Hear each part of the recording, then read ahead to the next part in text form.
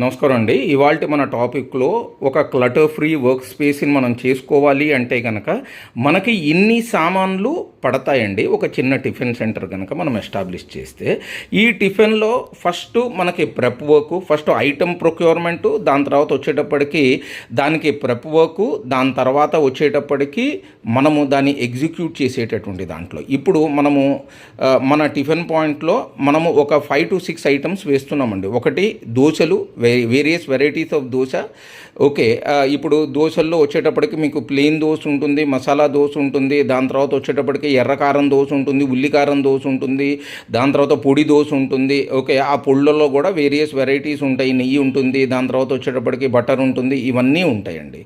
Okay, దాని తర్వాత మనము ఈ మోడర్న్ కైండ్ ఆఫ్ అ సినారియోలో కనుక రన్ చేసేటప్పుడు మనము ఈ దోశ కాకుండా మనము ఇడ్లీలు వేస్తాము, తట్టె ఇడ్లీలు వేస్తాము, వెజిటబుల్ ఇడ్లీలు వేస్తాము, కోవైల్ ఇడ్లీ వేస్తాము, లేకపోతే కనుక పోప్ ఇడ్లీ వేస్తాము, లేకపోతే మిల్లెట్ ఇడ్లీలు వేస్తాము, లేకపోతే whatever it might be there. Okay, so there is a base item for which you require chutney, sambar and other related item. Generally చట్నీలు ఈ మధ్యకాలంలో ఒక చట్నీతోకి వెళ్ళిపోతున్నారు, గ్యాస్ ప్రాబ్లం ఉన్నందువల్ల అనుకోండి.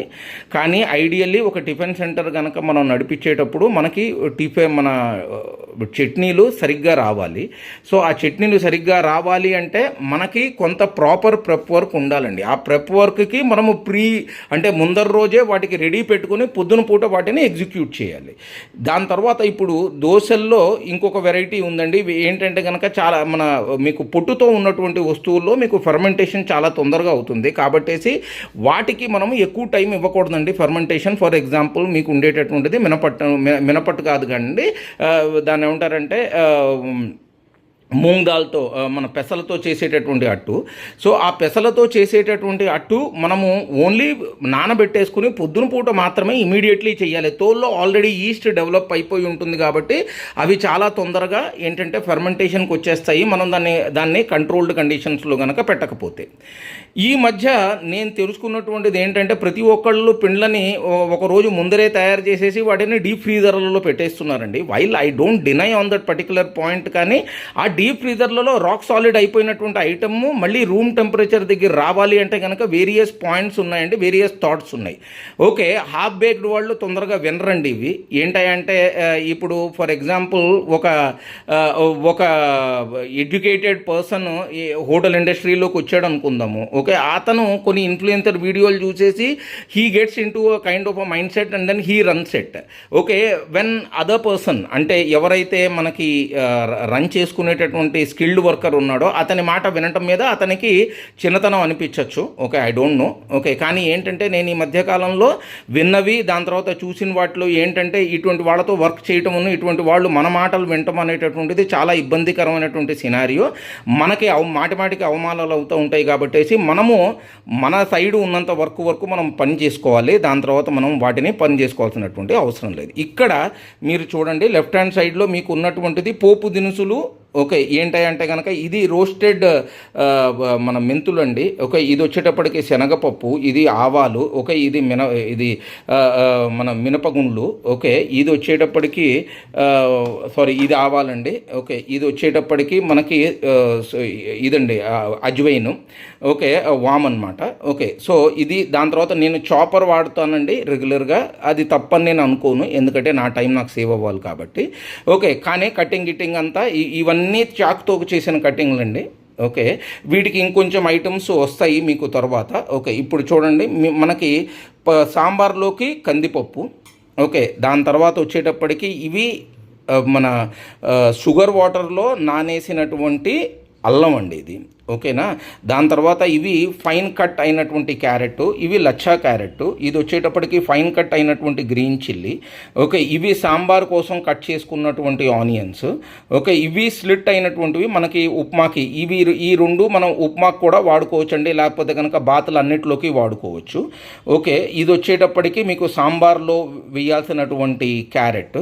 ఓకే, ఇప్పుడు టమాటాలు ఉన్నాయండి. టమాటాలు అవసరానికి తగ్గట్టు మనం వాడుకుంటాము. నేను జనరల్లీ జాగరీ పౌడర్ వాడతాను, నేను షుగర్ వాడను. ఓకే, అదొక పర్టికులర్ పాయింట్. ఇప్పుడు మనకి ఇక్కడ జీలకర్ర ఉందండి, ఎందుకంటే జీలకర్ర ధనియాల పొడి ఎక్కువ వాడతాం కాబట్టి ఇక్కడ ధనియాల పొడి పెద్ద డబ్బాలో ఉంది, పొడి అయితే డెఫినెట్లీ ఉంది. ఓకే, ఇది వచ్చేటప్పటికి మా సాంబార్ పౌడర్ అండి, నేను తయారు చేసినటువంటి సాంబార్ పౌడర్ మనకి చాలా తొందరగా అయిపోతుంది. ఓకే, ఇది సాల్ట్ రోస్టింగ్తో చేసినటువంటి సాంబార్ పౌడరు. అండ్ దాని తర్వాత వచ్చేటప్పటికి బల్గా క్యాటరింగ్స్లో కొంతమంది ఆల్రెడీ నా దగ్గర తీసుకొని ఉన్నారు.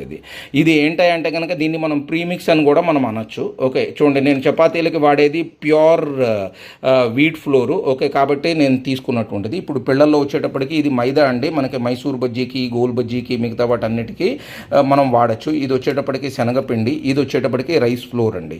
ఇది థిక్కెనింగ్కి వాడుకుంటాము. దాని తర్వాత మనము వేరే వాటిలో ఏంటంటే మనం క్రిస్పీనెస్ కనుక రావాలి అంటే కనుక ఈ రైస్ ఫ్లోర్ వాడబడుతుందండి. ఇప్పుడు ఇది పల్లీలండి. ఓకే, ఈ పల్లీలలో మీకు కొన్ని ఐటమ్స్ మీకు కనిపిస్తున్నాయి. ఫర్ ఎగ్జాంపుల్ మీకు బిర్యానీ పత్తా అవన్నీ కనిపిస్తున్నాయి. నేను పురుగులు పట్టకుండా బిర్యానీ పత్తాను దాంతో లవంగాలు, ఓకే, ఇవి దీంట్లోపల వేస్తానండి, కాబట్టేసి కొంచెం తొందరగా పాడవకుండా ఉంటాయి అనేటటువంటిది ఉద్దేశంతో వీటిని కూడా నేను చట్నీకి సాల్ట్ రోస్టింగే చేస్తాను. ఇప్పుడు మన ప్రాసెస్లో చూద్దాము.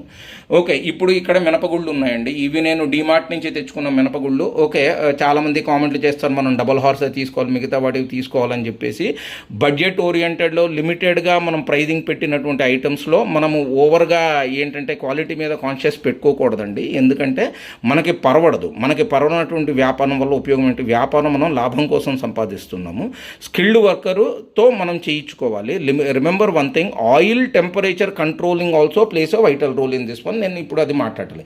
ఇక్కడ కొంచెం నిమ్ముప్పు ఉందండి, ఇక్కడ వచ్చేటప్పటికి నార్మల్ ఉప్పు ఉంది. ఇప్పుడు మనకి రెగ్యులర్గా స్టాండర్డ్గా కరేపాకు, పుదీనా, కొత్తిమీర, ఓకే, ఇవి ఉన్నాయి. ఓకే, దాని తర్వాత మనకి సాంబార్ కోసం ఈ ముక్కల కోసం ఇది ఉంది. సొరకాయ ఒకటి ఆల్రెడీ ఆన్ ద వే అండి. ఓకే, కొన్ని వస్తువులు ఇంకొంచెం వస్తున్నాయి. ఓకే, వాటన్నిటితో మనం చేసేసి వీలైనంత తొందరగా ఈ ఐటమ్స్ చేద్దాము అనేటటువంటిది నా పాయింట్.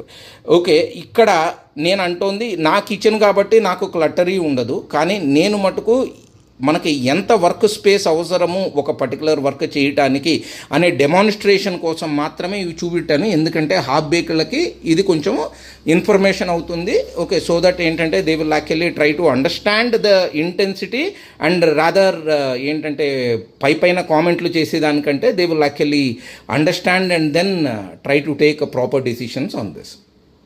మీతో చెప్పాను కదండి, కొన్ని వస్తువులు ఆల్రెడీ వస్తున్నాయని చెప్పేసి అవి వచ్చాయండి. ఇదిగోండి, ఇది సొరకాయ, దాని తర్వాత వచ్చేటప్పటికి ఆలుగడ్డలు, ఇవి కూడా మనకు అవసరము. ఇప్పుడు ఉల్లిపాయ ఇంకొక కట్ట మిగిలి ఉందండి, అది ఏంటంటే కనుక మనకి పూరీ కూర కోసం మనం తయారు చేసుకునేది. ఓకే, ఇప్పుడు మనము పూరీ కూర ఏదైతే చేస్తామో అది మనము ఈవెన్ చపాతీకి కూడా వాడుకోవచ్చు. ఓకే, కాదంటారా పూరికి సపరేట్ కూర చెయ్యాలి అంటే కనుక ఆ పలయ తీసేసుకునేసి దాని లోపల కొంచెం శనగపిండి కలిపేస్తే మీకు ఒక వేరే కూర తయారవుతుంది. While it is just a suggestion. Okay, కావాలంటే కనుక లైట్గా వేరే ఫ్లేవర్ దాంట్లో యాడ్ చేయండి. Okay, the people will love it. మనకి వెరైటీ కూరలు ఉన్నప్పుడు మనం చూడాలి. రిమెంబర్ వన్ థింగ్ అండి, పూరీ కూర చేసేటప్పుడు నేను కొంచెం మీకు పద్ధతి చెప్తాను, అవి ఇండివిజువల్ వీడియోస్ ఉంటాయి. So this is the part 1 of the cooking process అండి. ఓకేనా, నేను ఏవేవైతే తయారు చేస్తున్నానో ఈ వీడియో ప్లస్ వాటి లింక్తో నేను మీకు పెడతాను. ఓకే, సో దట్ మీరు ఈ ప్రెప్ వర్క్కి కావాల్సినటువంటి వర్క్ మీద మీరు ఇదవుతారు. ఓకే, దానిలో క్వాలిఫై అవుతారు అనేటటువంటిది నా పాయింట్. రిమెంబర్, మనము వ్యాపారం చేసేటప్పుడు మనతో పనిచేస్తున్నటువంటి వాళ్ళని గౌరవించటం అవసరం అండి. మనం చేసుకున్నా కూడా దాని శ్రమ తెలుస్తుంది, కానీ వేరే వాళ్ళు చేసిన దాన్ని వేలెత్తి చూడటం చాలా సింపుల్ అండి. ఓకే, దాని తర్వాత వాళ్ళని నీకు ఇంతే వస్తుందా అంతే వస్తుందా నువ్వు ఇంతే నేర్చుకున్నావు అంటే కనుక ప్రతి వాళ్ళకి వాళ్ళ స్టైల్ ఉంటుందండి. ఆ స్టైల్లో కనుక ఏరియా కనుక లేకపోతే ఓబ్వియస్లీ వాళ్ళు దాన్ని ప్రాసెస్ చేయడానికి కొంత టైం పడుతుంది. ఈ మధ్య నేను ఒక పర్టికులర్ పాయింట్ మీద జనాలు నాతో మాట్లాడినప్పుడు నాకు అర్థమైంది ఏంటంటే, మనము వర్క్ చేసేటటువంటి ఏరియాలో ఏది కావాలి అనేటటువంటిది మనం పెట్టాలి. ఓకే, నువ్వు ఉన్నావు కాబట్టేసి నువ్వు వచ్చావు కాబట్టి నా ఏరియా క్లీన్ అవ్వలేదు అనేది అనుకుంటే కనుక పని చేసేవాడికి ఈ ఏరియా ఆ ఏరియా అని కాదు, 2 నిమిషాలు కనుక పక్కకి తీ అని చెప్పి అడ్జస్ట్మెంట్ ఉంటే కనుక వర్క్ అయిపోతుందండి. కానీ నా కిచెన్ మీద అధికారత్వం పోతుంది అని అతను కనుక భయపడ్డాడు అనుకోండి, ప్రతి చిన్నది అతనికి భూతద్దంలో మ్యాగ్నిఫైడ్ 1,000,000 టైమ్స్ మ్యాగ్నిఫై అయ్యి కనిపించేసి అతను రేపు పొద్దున ఏమన్నా సరే ఇన్ఫీరియరో లేకపోతే కనుక ఏమన్నా చేస్తున్నటువంటివి నాలెడ్జ్ ఉన్నోళ్ళు లేకపోతే స్కిల్డ్ వర్కర్ బయట చెప్తాడు అనేటటువంటిది భయం ఉంటుంది. ఓకే, సో దట్ వే వాళ్ళతో మనము ఆర్గ్యుమెంట్ చేసే కంటే ఆ ఏరియాని విడిచి బయటికి వెళ్ళిపోవటం అనేటటువంటిది మంచి పాయింట్. ఓకే, సో నేను ఇది అన్నీ చెప్తున్నానని కాదు, కానీ ఏంటంటే this is a real life scenario కాబట్టేసి working with non knowledgeable people అంటే కనుక అసలు ఆ ఏరియా మీద ఎక్స్పర్టీస్ లేనటువంటి పీపుల్ను, దాని తర్వాత టోటల్లీ హెవీలీ నాలెడ్జ్ ఉన్నటువంటి పీపుల్ మధ్యలో ఉండేటటువంటి జాతితో వర్క్ చేస్తునేటప్పుడు వాళ్ళ పేషెన్స్ లెవెల్ ఎంత, దాని తర్వాత వాళ్ళకి ఇన్ఫీరియారిటీస్ మన సిండ్రోమ్ ఎంతవరకు ఉంది అనేటటువంటి చూసుకొనే మీరు వర్క్లో దిగండి. ఆర్ లేకపోతే ఇండిపెండెంట్లీ పెట్టుకోండి. That is the best way.